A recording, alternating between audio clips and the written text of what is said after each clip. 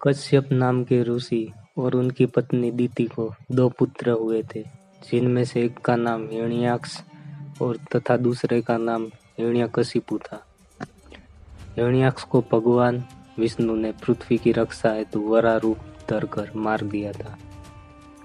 दरअसल हिरण्याक्ष और हिरण्यकशिपु ये दोनों दैत्य बहुत ही मायावी और बलवान थे, जिसमें से हिरण्याक्ष ने पृथ्वी को चुराकर क्षीर सागर में छुपा दिया था और तब भगवान विष्णु ने वराह रूप धारण किया और वराह रूप धरकर पृथ्वी को क्षीर सागर से बाहर निकाला और हिरण्याक्ष को मार दिया था। अपने भाई की मृत्यु से दुखी और क्रोधित हिरण्यकशिपु अपने भाई की मृत्यु का प्रतिशोध लेने के लिए अजय होने का संकल्प किया। सहस्त्रों वर्षों तक उसने कठोर तप किया। उनकी तपस्या से प्रसन्न होकर ब्रह्मा जी ने उसे अजय होने का वरदान दिया। पहले तो हिरण्यकशिपु ने भगवान ब्रह्मा से अमर होने का वरदान मांगा था, लेकिन ब्रह्मा जी ने मना कर दिया कि मैं किसी को भी अमर नहीं बना सकता। उसके बाद हिरण्यकशिपु ने कठोर वरदान मांगा और ब्रह्मा जी से कहा, मुझे ऐसा वरदान दीजिए कि न तो कोई मुझे घर में मार सके, न घर के बाहर, न अस्त्र से और न शस्त्र से, न दिन में मार सके न रात में मार सके, न मनुष्य से न पशु से, न आकाश में न पृथ्वी में। और ब्रह्मा जी ने हिरण्यकश्यप को ये वरदान दे दिया। उसके बाद हिरण्यकश्यप ने अत्याचार करना शुरू कर दिया। लेकिन भक्त प्रहलाद के जन्म के बाद हिरण्यकश्यप उसकी भक्ति से भयभीत हो जाता है। उसे मृत्यु लोक पहुंचाने के लिए प्रयास करता है। भगवान नरसिंह में वे सभी लक्षण थे जो हिरण्यकश्यप के मृत्यु के वरदान को संतुष्ट करते थे।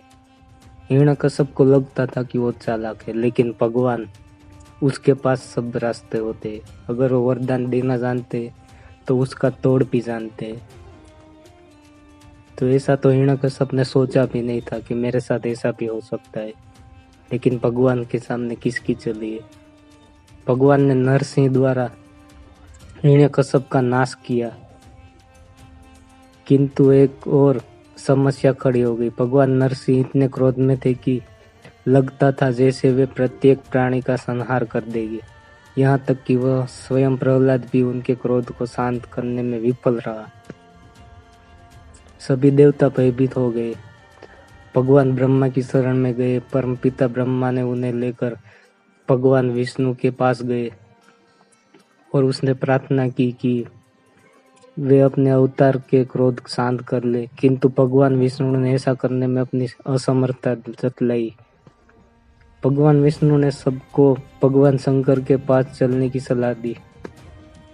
उन्होंने कहा कि चूंकि भगवान शंकर उनके आराध्य है, इसलिए केवल वही नरसिंह के क्रोध को शांत कर सकते हैं। और कोई उपाय न देखकर सभी भगवान शंकर के पास पहुंचे। देवताओं के साथ स्वयं परमपिता ब्रह्मा और भगवान विष्णु के आग्रह पर भगवान शिव नरसिंह का क्रोध शांत करने उनके समक्ष पहुंचे, किंतु उस समय तक भगवान नरसिंह का क्रोध सारी सीमाओं को पार कर गया था। साक्षात भगवान शंकर को सामने देखकर भी उनका क्रोध शांत नहीं हुआ, बल्कि वे स्वयं भगवान शंकर पर आक्रमण करने दौड़े। उसी समय भगवान शंकर ने एक विकराल ऋषभ का रूप धारण किया और भगवान नरसिंह को अपनी पूंछ में लपेटकर खींचकर पाताल में ले गए। काफी देर तक भगवान शंकर ने भगवान नरसिंह को वैसे ही अपनी पूंछ में जकड़ कर रखा। अपनी शक्तियों और प्रयासों के बाद भी भगवान नरसिंह उनकी पकड़ से छूटने में सफल नहीं हो पाए। अंत में शक्तिहीन होकर उन्होंने ऋषभ रूप में भगवान शंकर को पहचाना और तब उनका क्रोध शांत हुआ। इसे देखकर भगवान ब्रह्मा और भगवान विष्णु के आग्रह पर ऋषभ रूपी भगवान शंकर ने उन्हें मुक्त कर दिया। इस प्रकार देवताओं और प्रहलाद के साथ साथ सभी सत्पात्रों को 2 महान अवतारों के दर्शन हुए।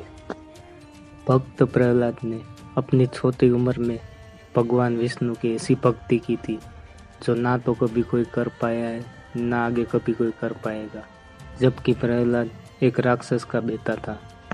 हिरण्यकश्यप ने प्रहलाद को मारने के लिए उसे कारागार में बंद कर दिया था और अपने सैनिकों से कहा था कि इसे खाना पीना मत देना, जिससे भूख और तरस की वजह से ये तड़प तड़प कर मर जाए। लेकिन कई दिनों तक खाना ना देने के बाद भी कारागार के अंदर से भोजन की खुशबू आने पर कई सारे दैत्य कारागार के अंदर देखने गए। तब उन्होंने देखा कि प्रहलाद तो भोजन कर रहा है। तब लक्ष्मी जी स्वयं उन्हें भोजन करा रही थी अपने हाथों से, लेकिन उन्हें सिर्फ प्रहलाद ही देख पा रहे थे, जबकि कोई दैत्य उन्हें देख नहीं पाया।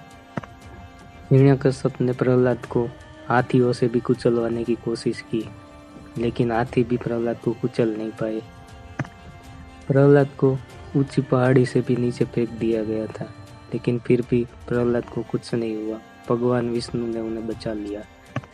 एक बार हिरण्यकश्यप ने अपनी बहन होलिका को बुलाया। होलिका को ना जलने का वरदान मिला हुआ था भगवान ब्रह्मा के पास से, कि कोई आग उन्हें जला नहीं सकती थी। तब हिरण्यकश्यप ने अपनी बहन होलिका से कहा कि प्रहलाद को तुम अपनी गोद में लेकर बैठ जाओ और उनको जला दो। होलिका रिश्ते में प्रहलाद की फूआ लगती थी। उसके बाद होलिका प्रहलाद को अपनी गोद में लेकर बैठ गई, लेकिन प्रहलाद का एक बाल भी नहीं जला और होलिका जल के भस्म हो गई थी। यहाँ पर भी भगवान विष्णु ने अपने भक्त को फिर एक बार और बचा लिया था। प्रहलाद ने भगवान विष्णु की ऐसी भक्ति की थी कि प्रहलाद को हर चीज में भगवान विष्णु नजर आने लगे थे। तब एक दिन हिरण्यकश्यप को बहुत गुस्सा आ जाता है कि वो तो प्रहलाद को मार भी नहीं सकता, ना उसे कुछ कर सकता है। कई प्रयासों के बाद भी प्रहलाद का एक बाल भी बांका नहीं कर पाया। हर समय भगवान विष्णु ने प्रहलाद को बचा लिया। ये देखकर हिरण्यकश्यप को बहुत गुस्सा आ जाता है और वो खुद को संभाल नहीं पाता। उसके बाद जब प्रहलाद की माँ ने इस बात का विरोध किया कि आप बच्चे के पीछे क्यों पड़े, तब क्रोध में आकर हिरण्यकश्यप ने अपनी बीवी का सर काट दिया था। लेकिन इधर तो प्रहलाद अभी भी भगवान श्री हरि की भक्ति में लीन था। राम नाम में लीन है, देखत सब में राम। इसे तो भगवान विष्णु के नाम की माया लगी थी। तब हिरण्यकश्यप ने कहा कि कहाँ है तेरा भगवान, वो मेरे सामने क्यों नहीं आता, क्यों मुझे दिखता नहीं है, वो क्या मुझसे डरता है।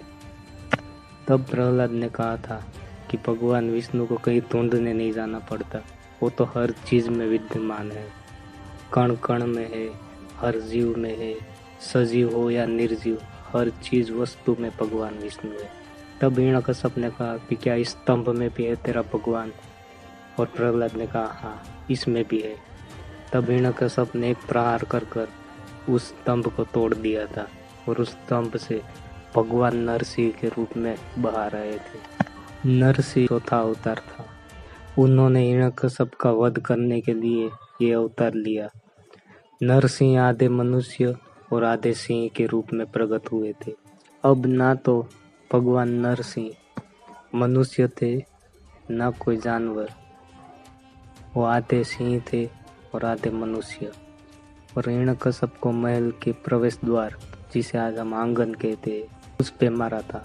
यानी कि ना तो घर के अंदर थे, ना तो घर के बाहर, और ना तो उसे आकाश में मारा जा सकता था, ना तो जमीन पर। तो उन्होंने भगवान नरसिंह ने अपनी गोद में बिठाकर हिरण्यकश्यप को अपने नाखूनों से मारा था, क्योंकि ना तो वो कोई अस्त्र था, ना कोई शस्त्र, वो तो भगवान नरसिंह के नाखून थे। तो इस तरह से भगवान विष्णु ने उसका सारा अभिमान और कमन तोड़ दिया और हिरण्यकश्यप का वध किया।